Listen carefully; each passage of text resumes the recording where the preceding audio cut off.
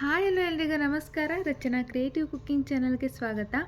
ನಾನು ಲಾಸ್ಟ್ ವಿಡಿಯೋದಲ್ಲಿ ಹೇಳ್ದಂಗೆ ನಾನು ಮಾಡಿರೋಂಥ ಗರಂ ಮಸಾಲ ಪುಡಿನ ಉಪಯೋಗಿಸ್ಕೊಂಡು ಒಂದು ಪುದೀನ ಚಿಕನ್ನ ಮಾಡ್ತಾಯಿದ್ದೀನಿ.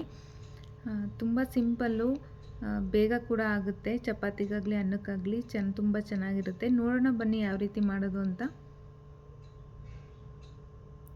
ಮೊದಲಿಗೆ ಸ್ಟವ್ ಮೇಲೆ ಒಂದು ಕಡಾಯಿನ ಕಾಯ್ಲಿಕ್ಕೆ ಇಟ್ಟಿದ್ದೆ. 2ರಿಂದ 3 ಸ್ಪೂನ್ ಎಣ್ಣೆ ಹಾಕ್ಕೊತಾ ಇದ್ದೀನಿ. ಎಣ್ಣೆ ಕಾದ ನಂತರ ಒಂದು ಮೀಡಿಯಮ್ ಸೈಜ್ ಈರುಳ್ಳಿನ ಸ್ಲೈಸ್ ಮಾಡಿ ಹಾಕ್ಕೊತಾ ಇದ್ದೀನಿ. ಈರುಳ್ಳಿ ಎಲ್ಲ ಚೆನ್ನಾಗಿ ಬ್ರೌನಿಷ್ ಆಗಬೇಕು, ಅಲ್ಲಿವರೆಗೂ ಇದನ್ನ ಹುರ್ಕೊಬೇಕಾಗುತ್ತೆ. ಈರುಳ್ಳಿ ಎಲ್ಲ ಫ್ರೈ ಆಗ್ತಾ ಇರಲಿ.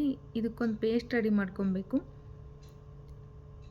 ಅದಕ್ಕೆ ನಾನಿಲ್ಲಿ ಒಂದು ಮಿಕ್ಸಿ ಜಾರ್ನ ತೊಗೊಂಡಿದ್ದೀನಿ. ಒಂದು ಇಡೀ ಪುದೀನ ಸೊಪ್ಪನ್ನ ಹಾಕ್ಕೊಂಡಿದ್ದೀನಿ. ಒಂದು ಅರ್ಧ ಇಡಿಯಷ್ಟು ಕೊತ್ತಂಬರಿ ಸೊಪ್ಪು, ಹಾಗೆ ಸ್ವಲ್ಪ ಪುಡಿ ಉಪ್ಪನ್ನ ಸೇರಿಸಿ ನುಣ್ಣಗೆ ಪೇಸ್ಟ್ ಮಾಡ್ಕೊಂಬರೋಣ. ಪೇಸ್ಟು ಕೂಡ ರೆಡಿಯಾಗಿದೆ. ಈರುಳ್ಳಿ ಕೂಡ ಫ್ರೈ ಆಗಿದೆ. ಇದಕ್ಕೆ 1 ಸ್ಪೂನ್ ಶುಂಠಿ ಬೆಳ್ಳುಳ್ಳಿ ಪೇಸ್ಟ್ನ ಸೇರಿಸ್ತಾ ಇದ್ದೀನಿ. ಇದೆಲ್ಲ ಹಸಿ ಸ್ಮೆಲ್ ಹೋಗಬೇಕು, ಅಲ್ಲಿವರೆಗೂ ಇದನ್ನು ಎಣ್ಣೆನಲ್ಲೇ ಫ್ರೈ ಮಾಡ್ಕೊಬೇಕಾಗತ್ತೆ.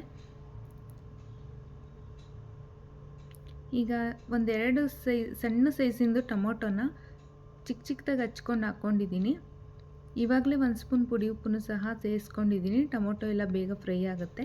ಹಾಗೆ ಒಂದು ಅರ್ಧ ಸ್ಪೂನ್ ಅರಿಶಿಣದ ಪುಡಿನೂ ಸಹ ಹಾಕ್ಕೊಂಡು ಎಲ್ಲ ಒಮ್ಮೆ ಮಿಕ್ಸ್ ಮಾಡ್ಕೊಳ್ಳೋಣ. ಟೊಮೊಟೊ ಎಲ್ಲ ಫ್ರೈ ಆದ ನಂತರ ಇದಕ್ಕೆ ಒಂದು ಅರ್ಧ kg ವಿತ್ ಸ್ಕಿನ್ ಚಿಕನ್ನ ಸೇರಿಸ್ತಾ ಇದ್ದೀನಿ. ಮಸಾಲ ಜೊತೆ ಎಲ್ಲ ಚಿಕನ್ ಹೊಂದ್ಕೊಳ್ಳೋ ರೀತಿನಲ್ಲಿ ಒಮ್ಮೆ ಮಿಕ್ಸ್ ಮಾಡಿ ಒಂದು 2ರಿಂದ 3 ನಿಮಿಷ ಮುಚ್ಚಿಡೋಣ. ಮಧ್ಯೆ ಒಂದು ಸತಿ ತೆಗೆದು ನೋಡಬೇಕಾಗುತ್ತೆ. ಇನ್ನೊಮ್ಮೆ ಇದನ್ನೆಲ್ಲ ಮಿಕ್ಸ್ ಮಾಡಿಕೊಂಡು ಇನ್ನೂ 1-2 ನಿಮಿಷ ಮುಚ್ಚಿಡ್ತಾ ಇದ್ದೀನಿ. ಇವಾಗ ಚಿಕನ್ ಕಂಪ್ಲೀಟಾಗಿ ನೀರು ಬಿಟ್ಟಿದೆ. ಇವಾಗ ನಾವು ರುಬ್ಬಿಟ್ಕೊಂಡಿರೋವಂಥ ಪೇಸ್ಟ್ನ ಸೇರಿಸ್ಕೊಳ್ಳೋಣ. ಇದಕ್ಕೇ 1ರಿಂದ 1.5 ಸ್ಪೂನ್ ಖಾರದ ಪುಡಿ, 1 ಸ್ಪೂನ್ ಧನಿಯಾ ಪುಡಿ,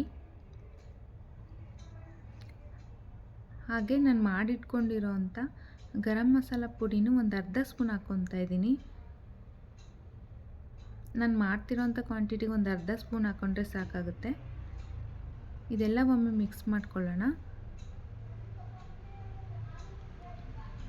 ನಿಮಗೆ ಈ ಅನ್ನಕ್ಕೆ ಬೇಕಾದರೆ ಸ್ವಲ್ಪ ತೆಳ್ಳಗೆ ಮಾಡ್ಕೊಳ್ಳಿ, ಚಪಾತಿಗಾಗೆ ಸ್ವಲ್ಪ ಗಟ್ಟಿಯಾಗಿ ಮಾಡ್ಕೊಳ್ಳಿ. ಇವಾಗ ನೀವು ನೀರು ಸೇರಿಸ್ಕೊಬೋದು, ನಿಮ್ಗೆ ಯಾವ ಕನ್ಸಿಸ್ಟೆನ್ಸಿ ಬೇಕೋ ನೋಡಿಕೊಂಡು. ನಾನು ಅನ್ನಕ್ಕೆ ಮಾಡ್ಕೊತಿರೋದ್ರಿಂದ ಸ್ವಲ್ಪ ತೆಳ್ಳಗೆ ಮಾಡ್ಕೊತಾ ಇದ್ದೀನಿ. ಮುಚ್ಚಿಡ್ತಾ ಇದ್ದೀನಿ ಒಂದು 3 ನಿಮಿಷ. ಚಿಕನ್ ಎಲ್ಲ ಬೇಯಬೇಕು. ಇದನ್ನು ಅಷ್ಟೇ ಮಧ್ಯೆ ಮುಚ್ಚಳ ತೆಗೆದು ಇದನ್ನ ತಿರುಗಿಸ್ಕೊಬೇಕಾಗತ್ತೆ.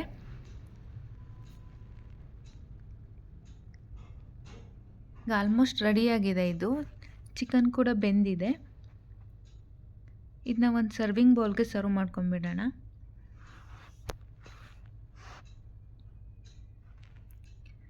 ನೋಡಿದ್ರಲ್ಲ ಎಷ್ಟು ಈಸಿಯಾಗಿ ಮಾಡ್ಕೊಂಬಿಡ್ಬೋದು ಅಂತ. ಬರೀ ಒಂದು 10 ನಿಮಿಷ ಟೈಮ್ ಇದ್ದರೆ ಸಾಕಾಗುತ್ತೆ ಇದನ್ನು ಮಾಡೋದಕ್ಕೆ. ನೀವೆಲ್ಲರೂ ಒಮ್ಮೆ ಟ್ರೈ ಮಾಡಿ ಹೇಗೆ ಬಂದಿತ್ತು ಅಂತ ಕಮೆಂಟ್ ಮಾಡಿ. ಇನ್ನೂ ಹೆಚ್ಚೆಚ್ಚು ರೆಸಿಪಿಗಳಿಗೋಸ್ಕರ ರಚನಾ ಕ್ರಿಯೇಟಿವ್ ಕುಕ್ಕಿಂಗ್ ಚಾನಲ್ನ ಸಬ್ಸ್ಕ್ರೈಬ್ ಮಾಡ್ಕೊಳ್ಳಿ. ಲೈಕ್ ಮಾಡಿ, ಶೇರ್ ಮಾಡಿ, ಬೆಲ್ ಐಕನ್ನ ಪ್ರೆಸ್ ಮಾಡಿ. ನಾನು ಯಾವುದೇ ಹೊಸ ವೀಡಿಯೋ ಹಾಕಿದ್ರೆ ನಿಮಗೆ ನೋಟಿಫಿಕೇಷನ್ ಬರುತ್ತೆ. Thank you.